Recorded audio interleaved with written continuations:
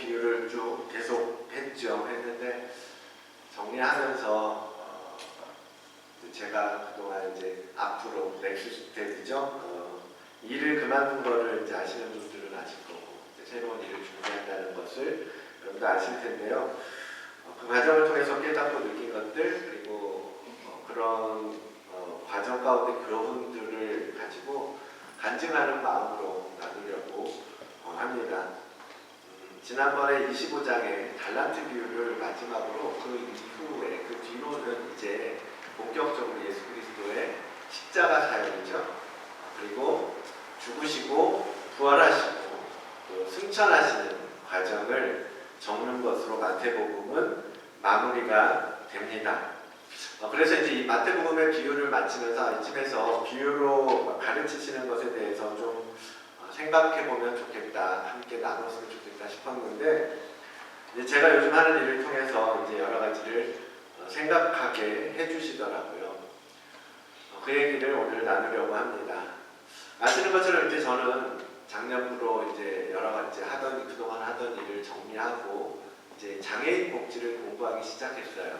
2월부터 공부하기 시작했고 그랬는데 이제 많은 분들이 이제 잘 어울릴 거라고 저하고 그리고 이제 괜찮다고 추천해 주셔서 주시기도 했고 하나님께서 제게 마음에 그 일에 대해서 이렇게 해보기를 원하는 그런 마음을 주셨었어요. 근데 이제 사실은 좀 두려운 마음이 있었습니다. 괜찮겠다, 좋은 일이겠다라는 생각은 들었는데 그럼에도 불구하고 이제 저 주변에 장애를 가진 사람들을 그렇게 경험해 본 적이 없거든요. 만난 적도 없고 그분들과 어떻게 이야기를 하고 어떠한 분들인지 경험이 없는 상태에서 그분들을 과연 내가 도울 수 있을까? 그분들을 과연 내가 행복하게 해줄 수 있을까? 그런 생각이 들더라고요. 그런 부분이 약간 자신이 없었어요. 근데 오랫동안 머뭇거리고 그런 이유로 머뭇거리고 그러다가 이제 올해 2월에 드디어 서티피켓 3를 시작하게 되었고 지난 한 4개월 정도 공부를 했습니다. 그리고 5월 말부터 실습을 이제 나가기 시작했어요. 이제 그 서티피켓 3에서는 별로 그렇게 어려운 걸 배우지 않아요. 간단하게 그분들을 이제 돕는 여러 이제 장애우들을 돕는 이제 간단한 기술들, 지식들 그런 것들을 배우고 이론적인 것들 배우고 또 이제 여러 가지 케이스 스터디를 같이 쉐어링하고 나누면서 이제 그분들 이제 앞으로 일하면서 처하게 될 여러 상황이나 조건들 그런 것들을 이렇게 공부하고 이제 재밌었어요. 이제 널싱 하시는 분들도 우리 교회에 이제 몇 분 계시는데 비슷하게 이제 그렇게 진행을 했던 거죠. 근데 이제 배우면서 그동안 제가 가지고 있었던 생각하고 조금 많이 달랐던 부분이 있어서 그런 것들을 발견하게 됐는데 실제로 이제 5월 말에 현장에 나가서 보니까 이 달라진 부분이 되게 저한테 어색하고 익숙지가 않더라고요. 제가 지금 나가고 있는 실습 현장은 이제 어떤 데냐면 버크밀에 있는데 데이 프로그램을 하는데요. 이제 쉽게 말하면 어린이집처럼 아침이 되면 사람들이 모여와요. 센터로 오면 센터 안에서 여러 가지 프로그램들을 운영하고 또 이제 하루 종일 그 프로그램을 통해서 배우고 놀고 그렇게 이제 그 프로그램에 참여하도록 하는 그런 곳입니다. 그러다 이제 3시쯤 되면 다들 이제 다시 집으로 각자의 처소로 돌아가게 되는 거죠. 근데 저는 실습생이니까 이제 그날 가면 아침에 오피스에서 하루에 한 10몇 가지 정도의 프로그램이 돌아요. 그래서 이제 실습생들이 오면 그날 필요한 자리로 이렇게 프로그램을 이제 배치를 해주는 거죠. 그럼 이제 거기서 장애우들을 보조하는 역할을 하는 겁니다. 이제 거기 센터에 오는 사람들은 이제 16세 이상부터 오는 거예요. 그래서 주로 20대, 30대, 40대 분들이 많고 50대, 60대 되시는 분들도 종종 있으시더라고요. 이제 하루는 이제 제게 배치된 프로그램이 뮤직콰이어였습니다. 그래서 이제 여러분들 뮤직콰이어 하는 거라 그러면 뭐 할 것 같으세요? 그래서 그렇게 생각을 했어요. 이제 사람들이 같이 모여서 노래도 배우고 또 또 합창도 준비하고 뭔가 그러는 시간인가 보다. 그래서 이제 거기에 갔죠. 갔더니 이제 한 5-6분 정도 장애를 가지신 분들이 이제 참여를 한 거예요. 근데 이제 그 시간에 그런 제가 생각했던 건 그런 건데 이렇게 하루 종일 있어 보니까 결국 뭐냐면 그 사람들이 좋아하고 즐겨하는 음악을 계속 틀어주는 거예요. 그러면 그 시간 동안에 있으면서 어떤 이들은 같이 노래를 따라 부르기도 하고 신나는 자기들이 좋아하는 음악이 나오면 나와서 막 춤을 추기도 하고 그러면서 이제 음악적으로 이제 좋아하는 음악을 들려주고 그들이 그 음악을 즐기도록 이렇게 도와주는 그런 시간이었던 거예요. 그래서 특별히 뭐 노래를 가르쳐주고 뭐 이런 건 아니에요. 근데 사람들 노래 굉장히 많이 알아요. 저보다 훨씬 많이 알고 노래 나오면 막 따라하고 춤추고 신나하고 그러더라고요. 근데 이제 그 중에서 이렇게 하루 종일 보는데 어떤 사람들은 그렇게 같이 하면 같이 이렇게 놀았으면 좋겠는데 자꾸 이렇게 그룹에서 벗어나는 거예요. 그래서 다른 프로그램 있는 데 가서 놀고 막 밖에 이렇게 어슬러 이렇게 돌아다니고 그리고 또 그런 사람이 있는가 반면에 또 프로그램 안에 있으면서 같이 있는데 열심히 그 안에서 노래는 안 하고 그림 색칠을 한다든지 아니면 아이패드를 보고서 뭔가 자기가 하고 싶은 무엇을 한다든지 그런 거 있는 사람들이 있는 거예요.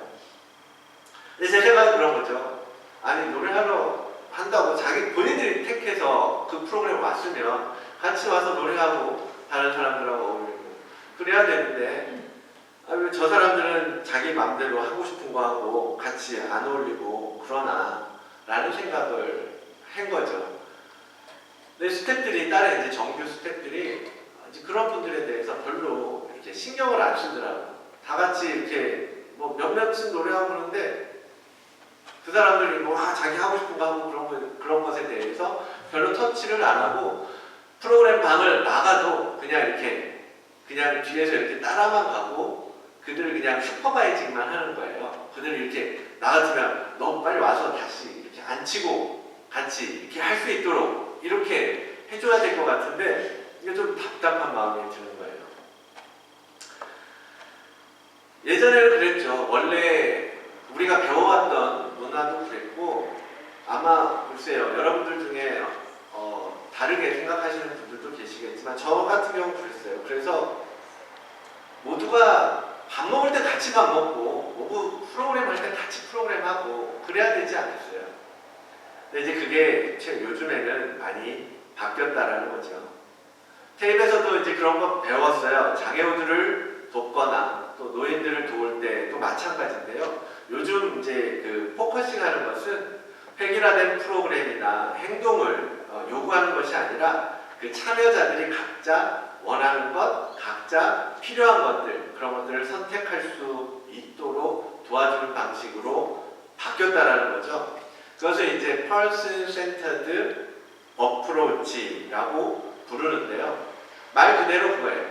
그 사람, 내가 케어링을 하는 대상, 그 사람 중심으로 접근을 한다라는 거거든요. 그러니까 그 사람이 원하는 것, 그 사람이 필요로 하는 것, 그 사람이 하고 싶은 것, 그것을 도와주는 거예요.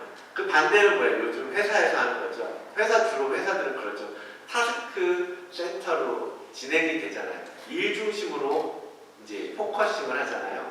근데 이쪽 계통은 그러니까 사람을 중심으로 접근하는 방식 그렇게 되어 있다라는 거죠.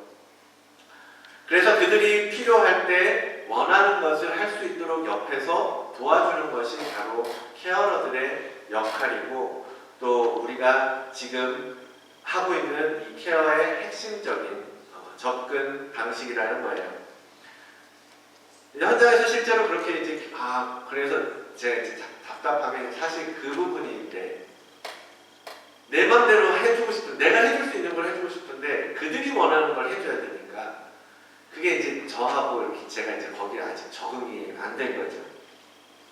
근데 그런 거를 경험하면서 이런 생각이 들었습니다. 올해 우리 교회에 주신 말씀이 뭐죠?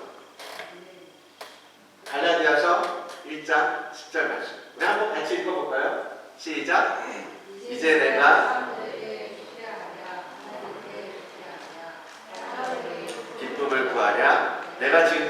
사람들의 기쁨을 구하였다면 그리스도의 종이 아니니라. 이 말씀이 생각이 났습니다.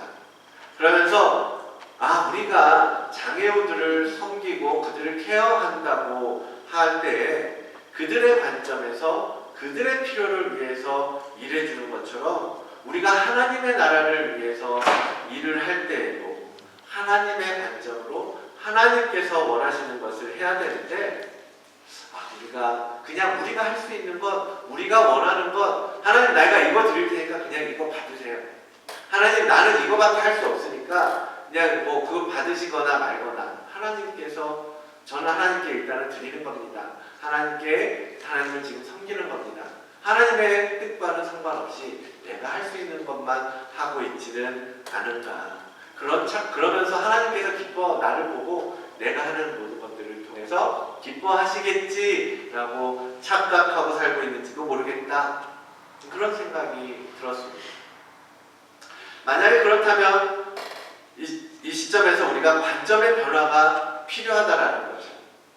그동안은 우리가 일 중심으로, 사역 중심으로 내가 할 수 있는 건 나 중심으로 생각을 해왔어요. 근데 이제는 God-centered approach를 해야 된다는 거죠. 하나님 중심의 일을 하고 하나님 중심의 사고가 필요하다라는 거예요. 사랑하는 성도 여러분, 우리는 하나님 중심의 삶을 사는 성도입니다. 하나님의 영광이 되기 위해서 우리는 이 땅에 창조되었고 이 땅에 보내진 거예요. 그 뜻이, 그 말이 하나님의 놀이개가 되고 하나님의 장난감처럼 하나님께서 무언가를 이루시기 위한 도구로 사는 것을 의미하는 것은 결코 아닙니다. 하나님께서는 우리가 당신의 마음을 알고 그 뜻을 깨닫고 하나님 중심의 삶을 살기를 원하시는 거예요. 그것이 바로 하나님의 영광을 위해서 사는 것이고 하나님 중심의 사람이 살아가는 길입니다.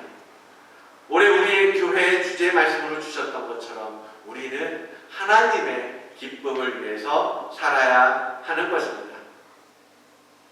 사도행전 4장에 보면 베드로와 요한이 복음을 전하다가 잡혀서 공의 앞에 서는 장면이 나옵니다.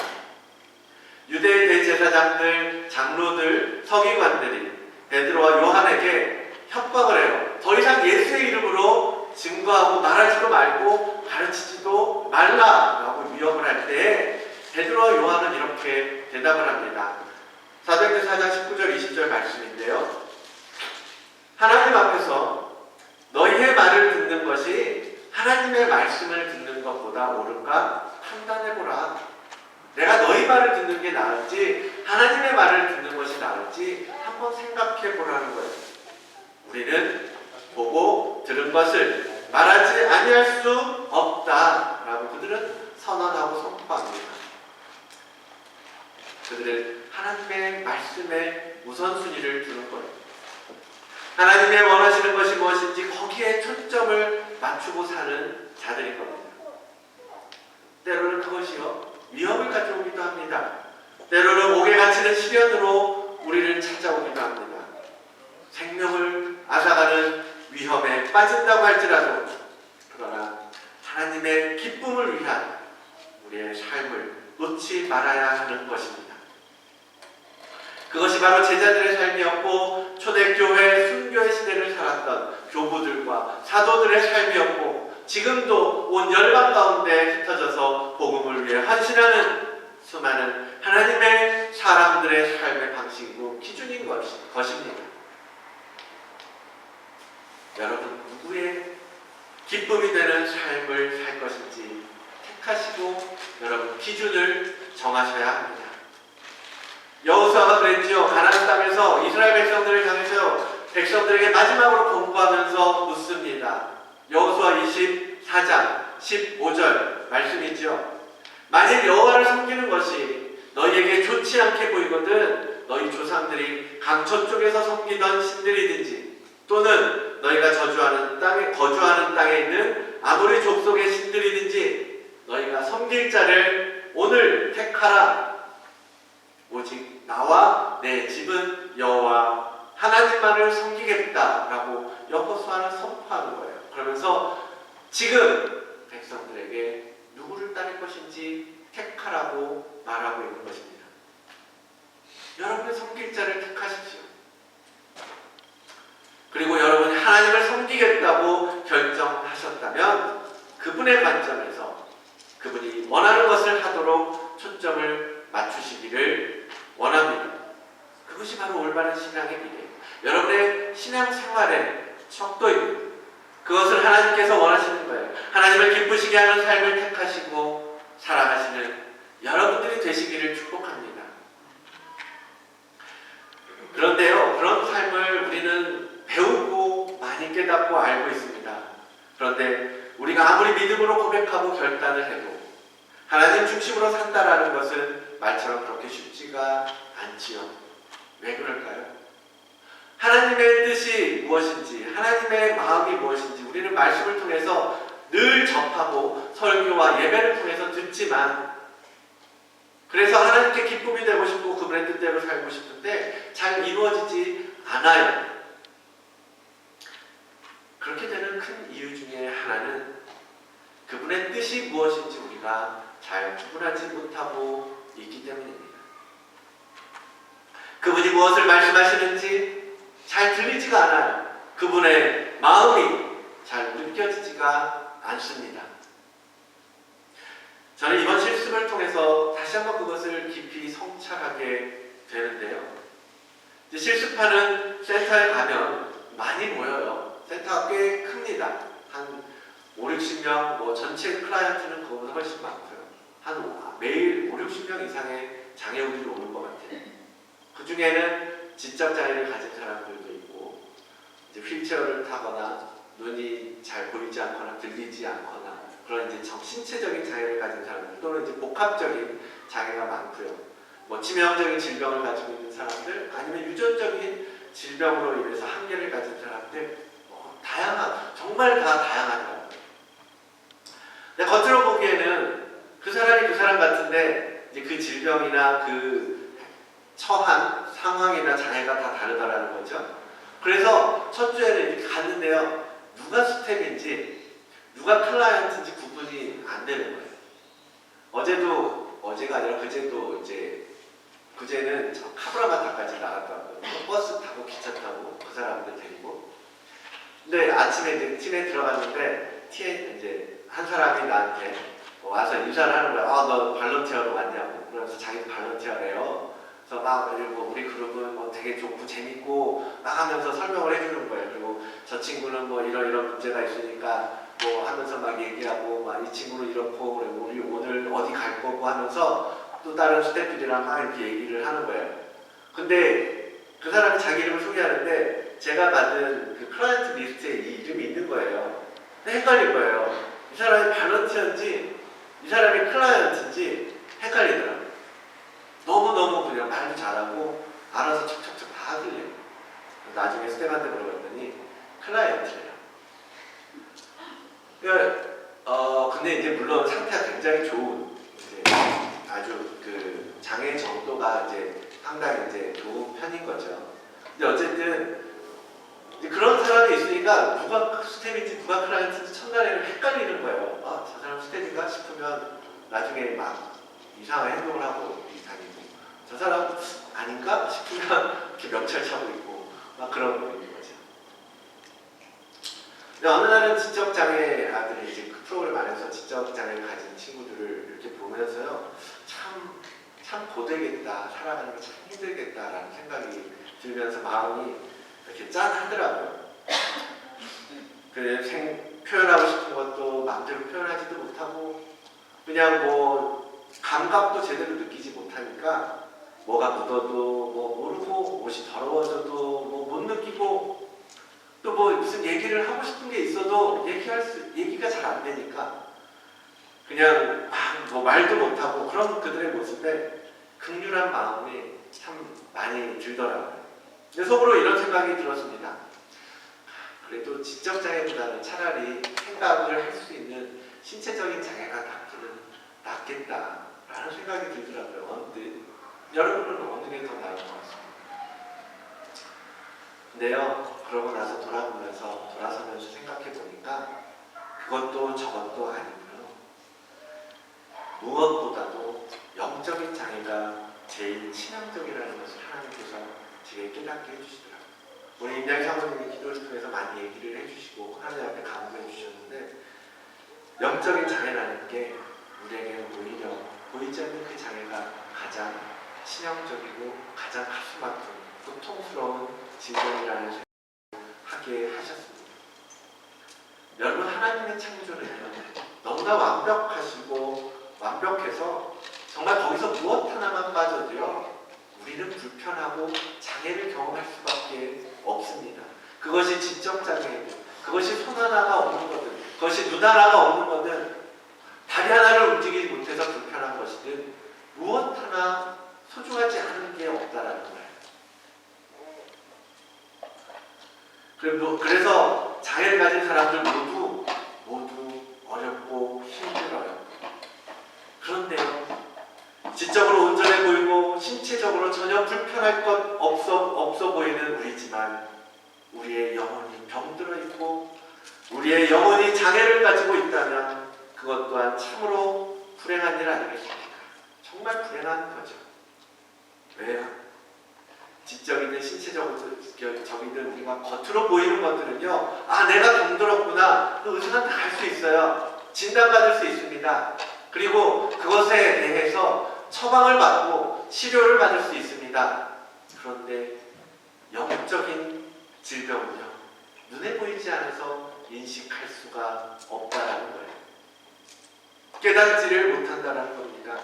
그러니까 아픈지도 모르고 의사를 찾아갈 생각도 안 하고 그저 괜찮은 줄 착각하고 산다는 거예요. 오늘 본문은 주님께서 마태복음의 첫 비유로 씨 뿌리는 자의 비유를 말씀하시면서, 그 비유로 말씀하시는 이유를 이제 우리에게 알려주시는 장면이거든요. 근데 그 내용이 무엇입니까?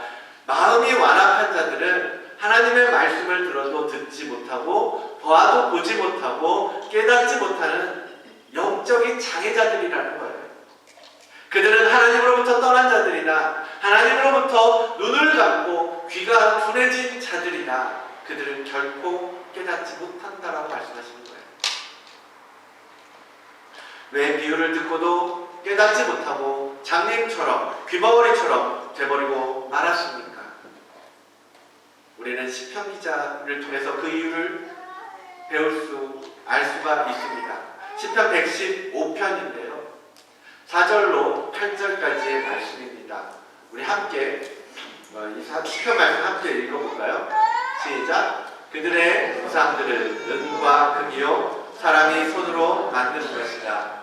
입이 있어도 말하지 못하며 눈이 있어도 보지 못하며 귀가 있어도 듣지 못하며 코가 있어도 냄새 맡지 못하며 손이 있어도 만지지 못하며 발이 있어도 걷지 못하며 목구멍이 있어도 작은 소리조차 내지 못하느니라. 우상들을 만드는 자들과 그것을 의지하는 자들이 다 그와 같으리로다. 여러분, 아무것도 할 수 없는 우상을 섬기는 자들, 우상을 만들고 우상을 의지하는 자들이 다 그와 같이 장애를 갖게 된다는 거예요. 마음이 어두워지고 우상을 쫓고 있기 때문에 우상들처럼 눈이 어두워지고 귀가 막히고 손발을 움직이지 못하는 영적인 장애에 빠지게 된다는 것입니다. 그런 자들은 주님께서 말씀을 하셔도 아무리 우리에게 비유가 들려져도 깨닫지를 못합니다. 사랑하는 성도 여러분, 주님께서 말씀하시는 음성을 들으며 살고 계십니까? 주님의 얼굴을 여러분 만나고 보고 계십니까? 주님의 마음을 여러분 느끼고 계십니까? 주님께서 어디를 바라보고 계시는지 여러분 함께 바라보고 계십니까? 왜 기도해도 응답받지 못하고 열심히 봉사해도 기쁨이 없고 문제를 놓고 부르짖어도 변하지 않는 것입니까? 왜 나아지지 못하고 있는 것입니까? 우리의 영적인 감각을 점검하셔야 됩니다. 내 영적인 눈이 멀은 것은 아닌지, 내 영적인 귀가 닫혀서 하나님의 음성을 들을 수 없는 것은 아닌지 영적인 감각이 둔해져서 죄가 들어오고 거짓과 교만과 욕심이 들어와도 그것이 죄인 줄 모르는, 느끼지 못하는 무감각에 빠진 것은 아닌지, 불감증에 빠진 것은 아닌지 말입니다. 아무것도 표현할 수 없고 느낄 수 없고 바라봐도 보이지 않는 영적인 소경, 귀머거리, 벙어리, 안진뱅이, 이들은 하나님과 소통할 수 없는 무감각한 죄인, 구원 받지 못할 죄인일 뿐입니다. 왜? 마음이 완악하고 우상을 쫓고 있기 때문입니다.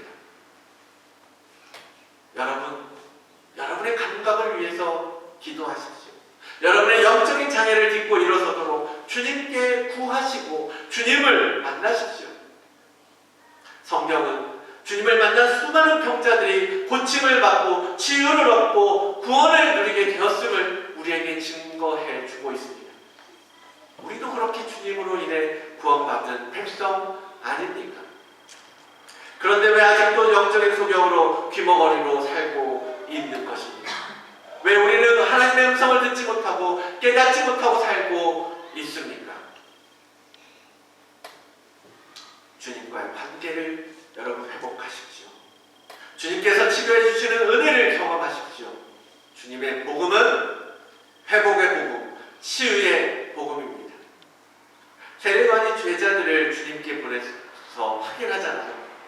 당신이 오신 메시아십니까?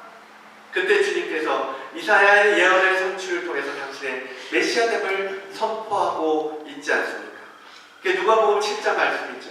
7장 20절로 22절 말씀에 이렇게 써 있습니다. 세례요한이 우리를 보내어 당신께 여쭤보라고 하시기를 오실 그이가 당신이오니까 우리가 다른 이를 기다리오니까 하더이다.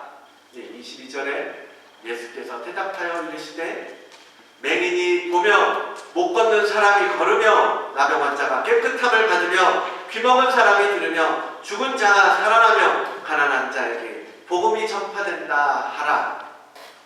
당신이 메시아로 오신 예수 그리스도이심을 선언하고 선포하고 있는 것입니다. 복음은 모든 영적 질병을 치료하는 완벽한 치료제입니다. 예수 그리스도를 만나는 사람은 모든 무감각이 살아나고 소경된 눈이 뜨이고 듣지 못하던 것을 듣게 되며 걷지 못하는 사람이 걷게 되고 38년 된 병자가 일어서게 되고 중풍병자만 또 낫게 할 뿐 아니라 온몸이 문드러져가는 나병 환자라도 주님을 만나며 깨끗하게 나음을 입을 수 있었습니다.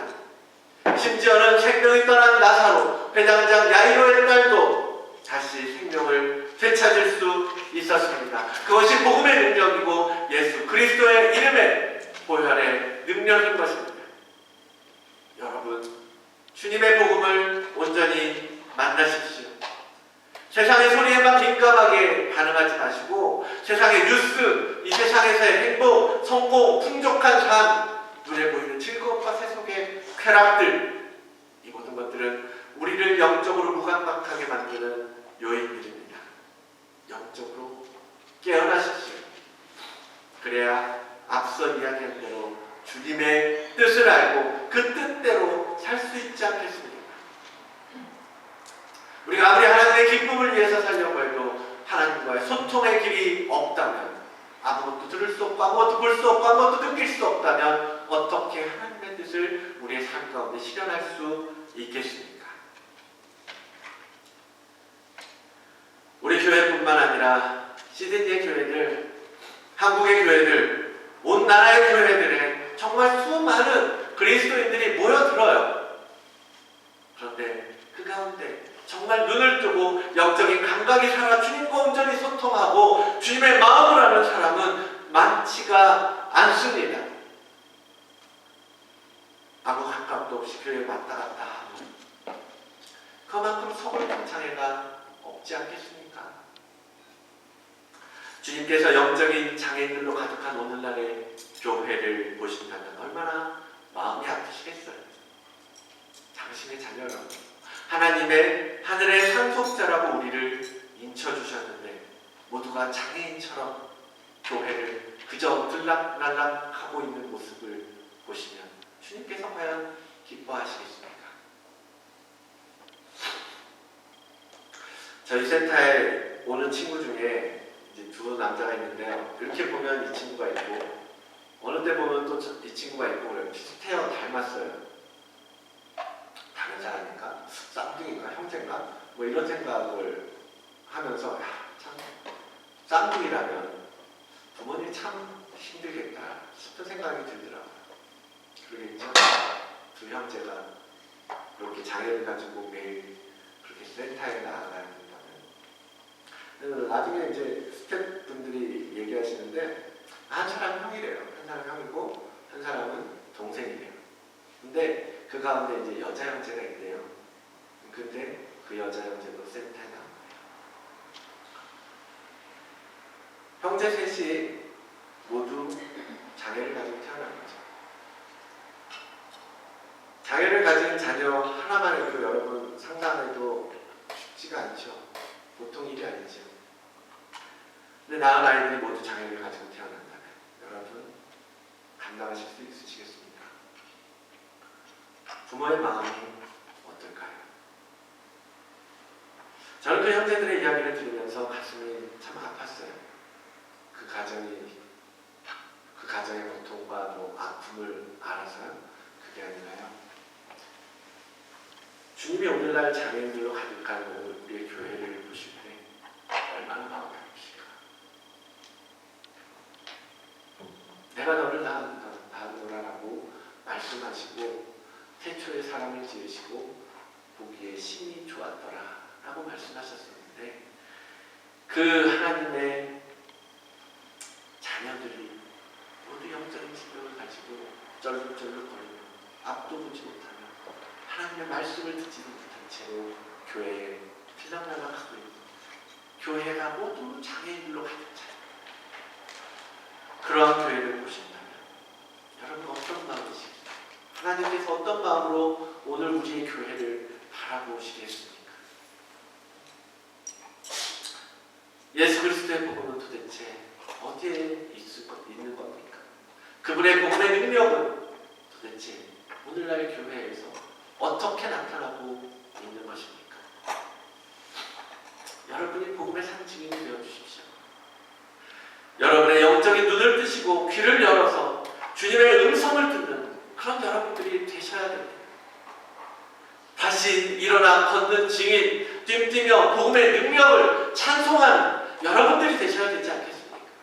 그것이 하나님께서 우리를 택하시고 부르시고 하나님께서 보기를 원하시는 오늘날 우리 교회의 모습 아니겠습니까? 예수님을 교회의 머리라고 우리는 배웠지요. 교회는 그분의 몸이라고 말합니다. 근데 그 몸이 모두 병들어 버렸어요. 모두 썩어 문드러져 가고 있습니다. 모두 빛을 잃어가고 있습니다. 머리 대신 예수 그리스도께서 과연 언제까지 그것을 참고 기다리시고 계시겠습니까?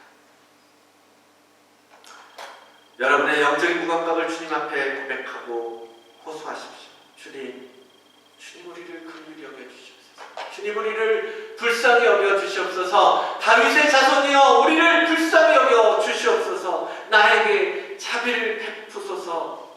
그렇게 주님을 향하여 나아갈 때 주님께서 불쌍히 여기시고 긍휼히 여기시며 그래서 회복시키고 치유시키고 온전케 하시지 않습니까? 사랑하는 성도 여러분, 우리 모두에게 주님께서는 뜻과 계획이 있으십니다. 그 주님의 계획에는 크고 작은 그런 게 없어요. 우리 모두가 하나님의 큰 그림의 한 조각인 겁니다. 모두가 회복되고 사랑하셔야 됩니다. 깨어나십시오. 부르짖으십시오. 빛으로 오신 주님, 치료자 되신 주님, 그 주님께서 주님을 찾고 구하는 병자에게 찾아오시고 고쳐주신다고 약속하셨습니다.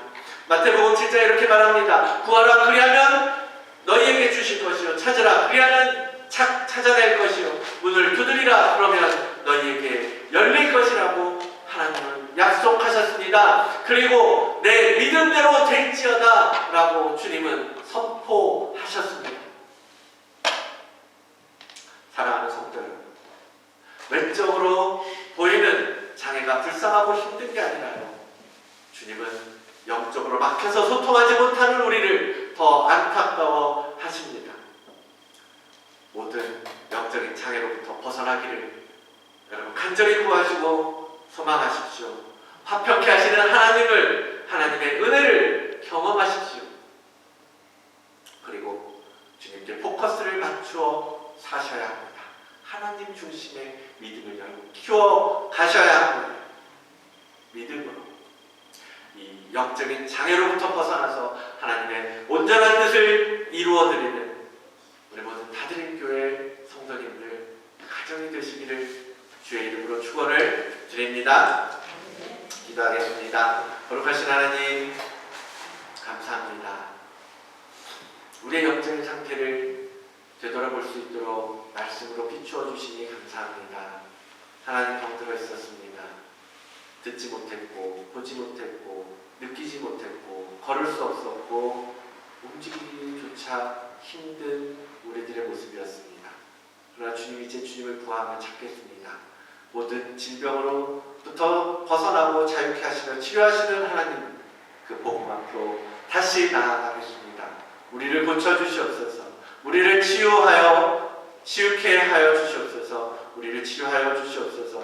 우리를 회복시켜 주시옵소서. 우리를 다시 힘있는 그리스도의 거룩한 백성으로 세워 주시옵소서. 그렇게 하신 줄 믿사오며 이 모든 말씀 예수 그리스도의 이름으로 간절히 기도드립니다. 아멘.